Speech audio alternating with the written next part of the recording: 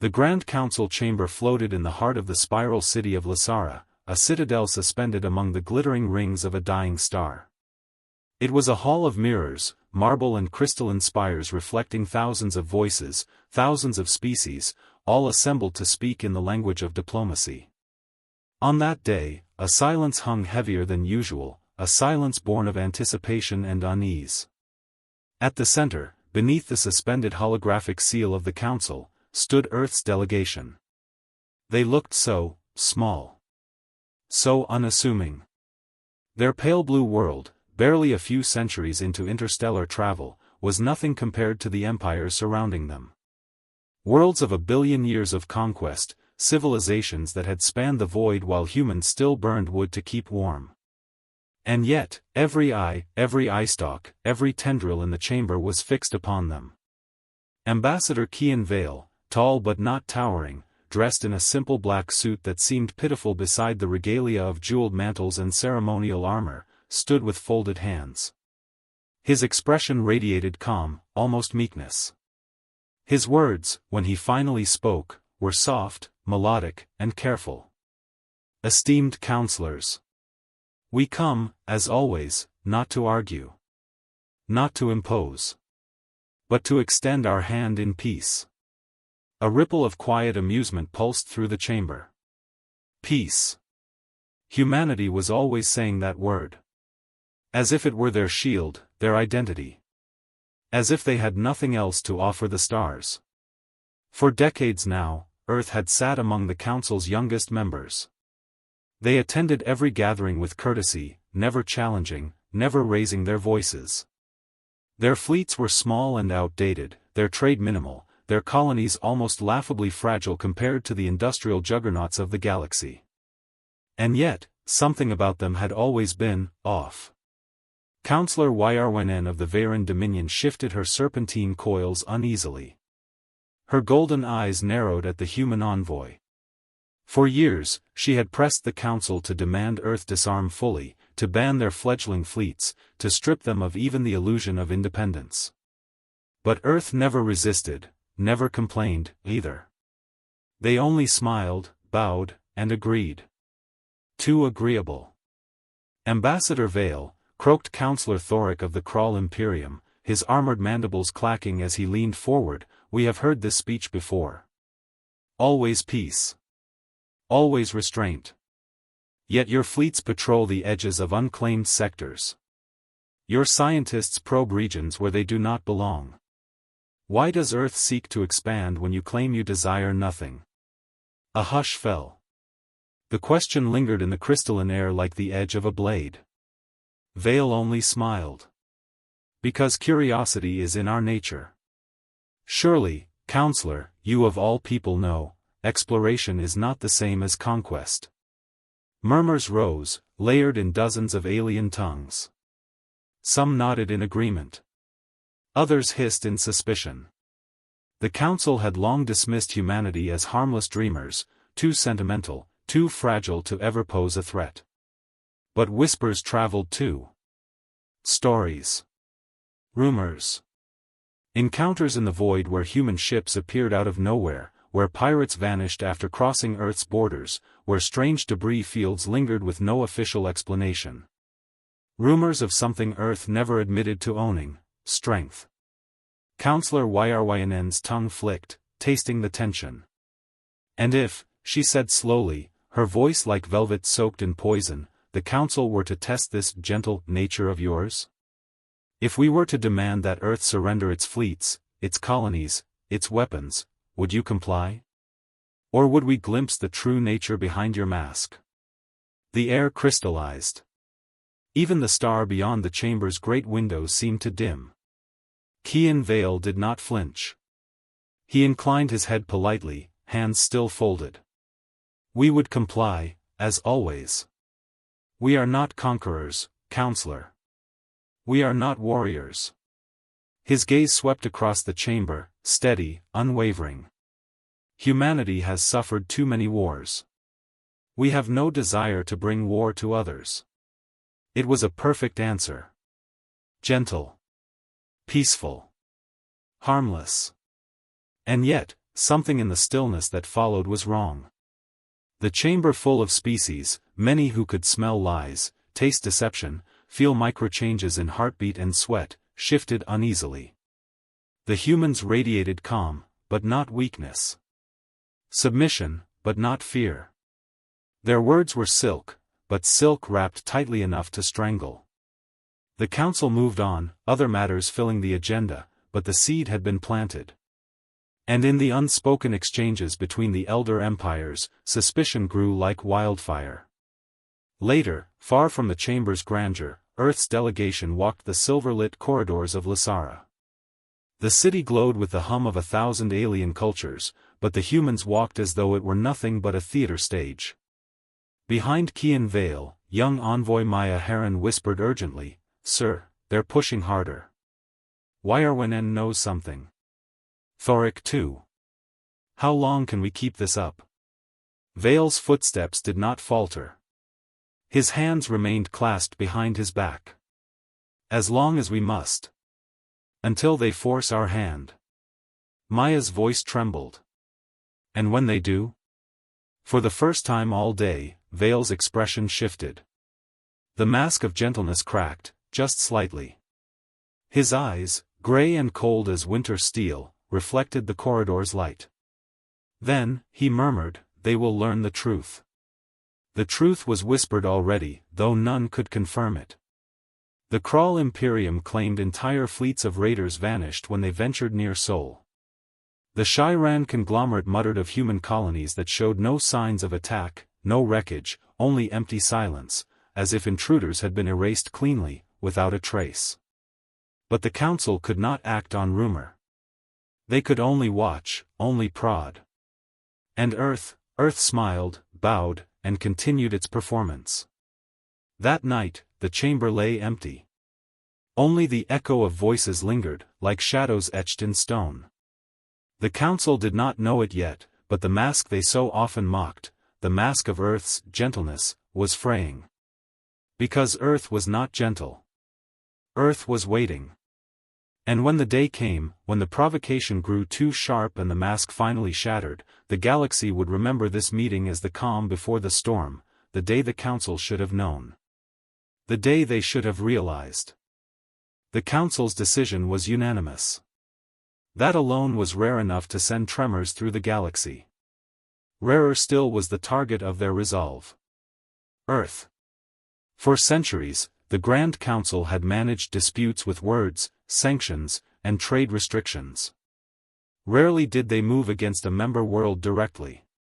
But now, the whispers and unease surrounding humanity had coiled too tightly. It was no longer enough to watch. On the morning of the decree, the council chamber's crystalline walls trembled with the roar of voices. Banners of empires unfurled like storms across the chamber floor. Councillor Wirewinen's voice slithered above the clamor, smooth and venomous. Humanity has hidden behind politeness long enough. If their intentions are as peaceful as they claim, let them prove it. Strip their fleets. Strip their weapons. Let them disarm, here and now, under our supervision. Applause thundered from the representatives of the older empires. Even those who did not trust Wirewinen's motives found themselves nodding. Humanity had been too quiet, too still. Their compliance seemed rehearsed, artificial. What species surrenders so easily, decade after decade, without complaint? Ambassador Kian Vale stood again at the center dais. His expression was as calm as the still surface of an ocean, but every counselor present felt the abyss beneath. "We hear your concerns," Vale said softly, his voice carrying without force, almost tender. "And we will comply, of course. Humanity will not contest the council's will." Maya Heron, standing behind him, clenched her fists until her nails bit flesh. She felt the stares of 1,000 alien eyes and the weight of 1,000 unspoken threats. Her people, her entire species, was being cornered, humiliated. And still Vale's voice was gentle, serene. But beneath his tone, she caught something else. A cadence. A rhythm. The kind soldiers used before orders were given. Within hours, fleets of the Krull Imperium and the Shyran conglomerate appeared at the edges of Sol. Great armadas of steel and fire, descending like carrion birds. The Council had framed it as peaceful disarmament, but their warships outnumbered Earth's entire navy 10-1. The galaxy watched. Billions tuned in through neural streams and relay networks. All of them expected the same outcome: Earth, meek and docile, surrendering its fleets without protest. Another reminder that gentleness had no place in the void. What they saw instead unsettled them. Human ships moved to meet the armadas, not with weapons charged, but with eerie precision. Lines of black steel cruisers emerged from the asteroid belts, carriers rose from Jupiter's shadow, orbital platforms darkened across Mars. No alarms. No panic.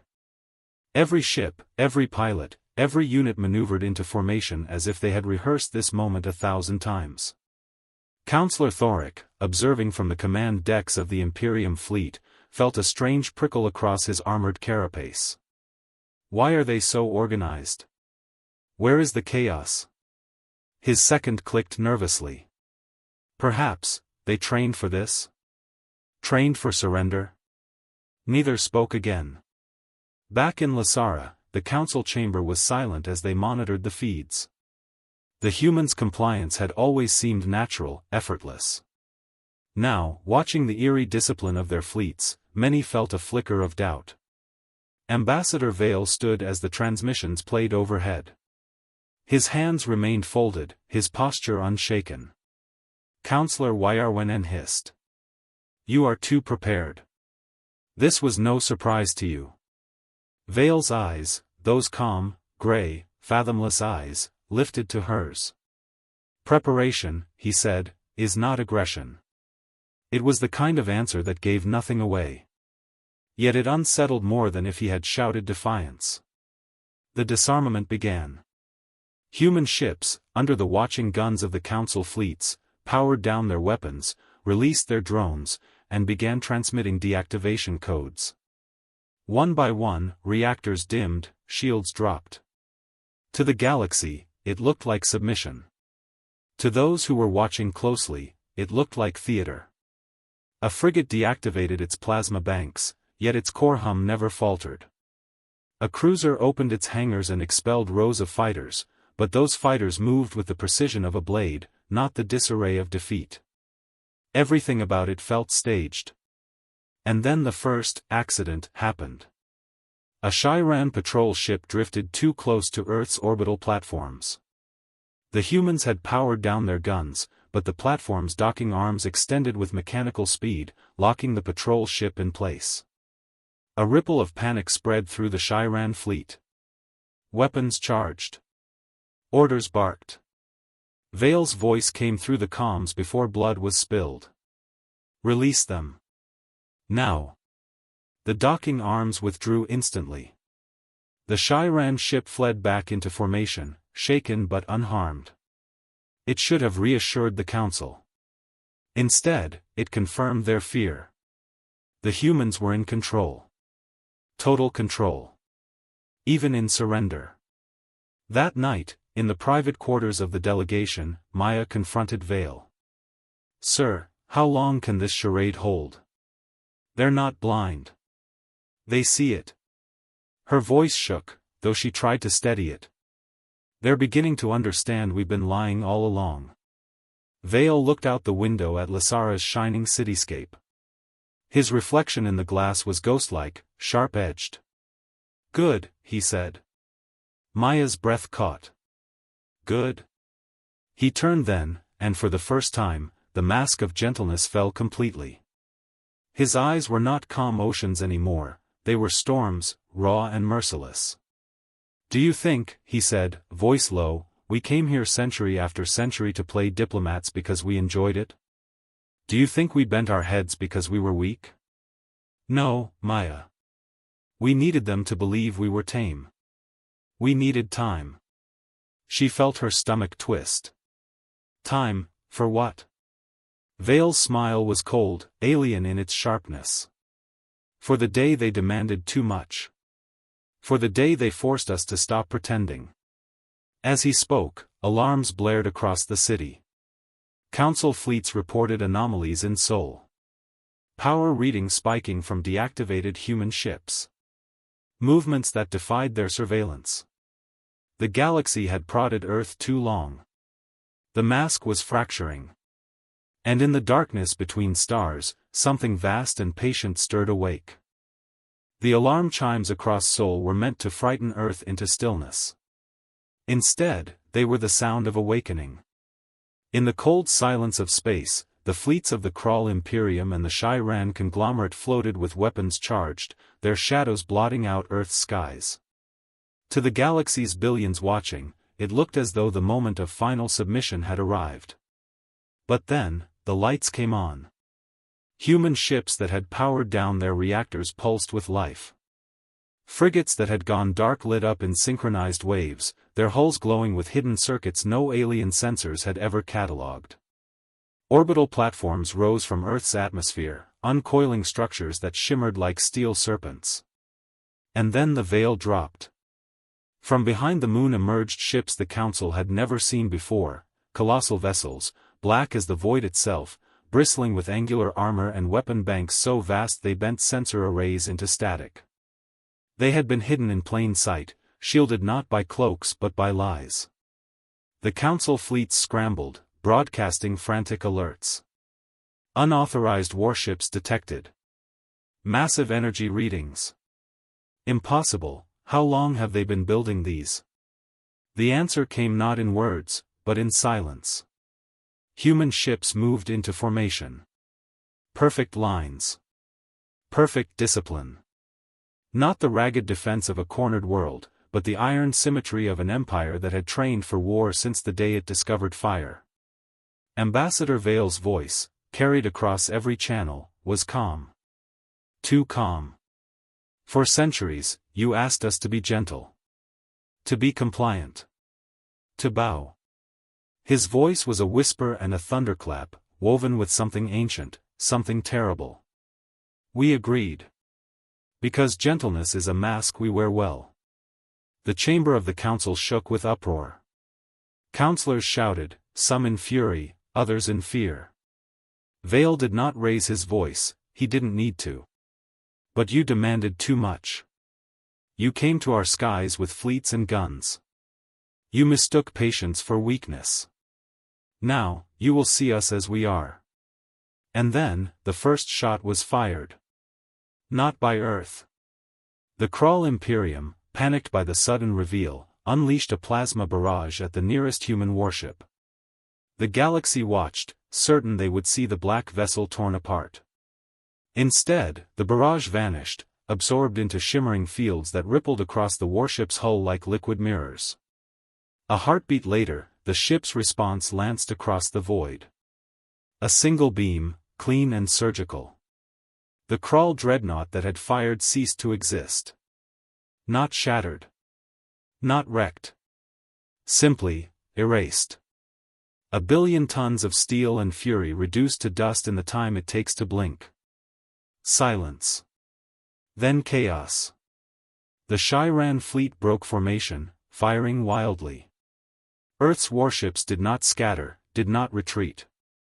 They advanced. Every strike was precise, every countermeasure flawless.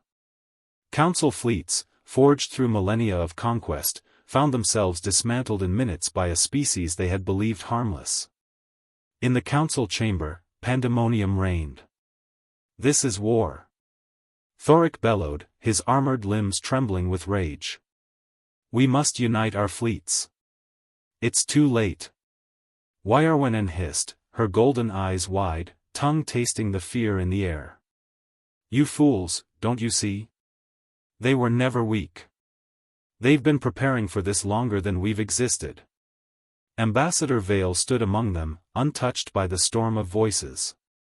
His calm presence was more terrifying than the violence outside. Maya Heron, pale and shaking, watched him in silence. She had believed Earth's mask too, but now, seeing Vale's expressionless face as fleets burned in the void, she realized the truth.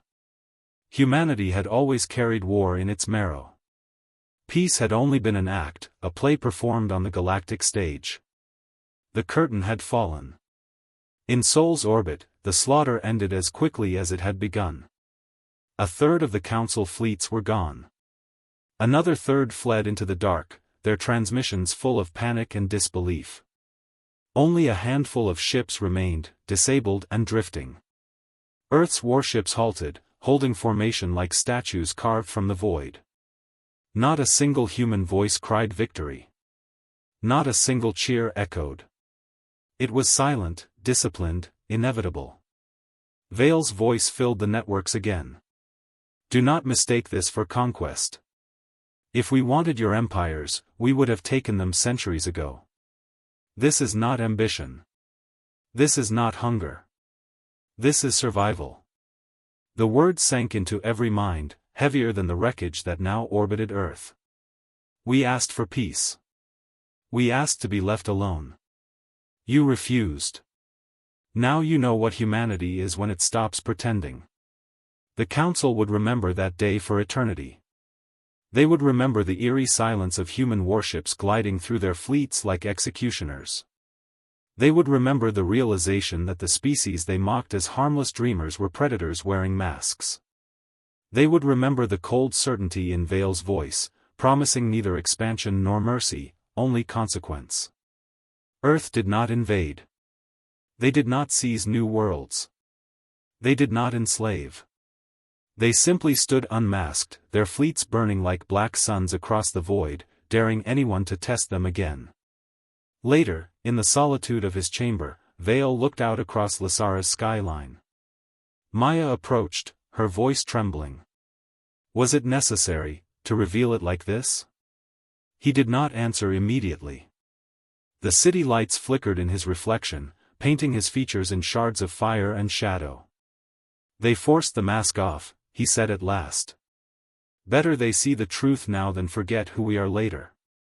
Maya swallowed hard. And who are we, sir?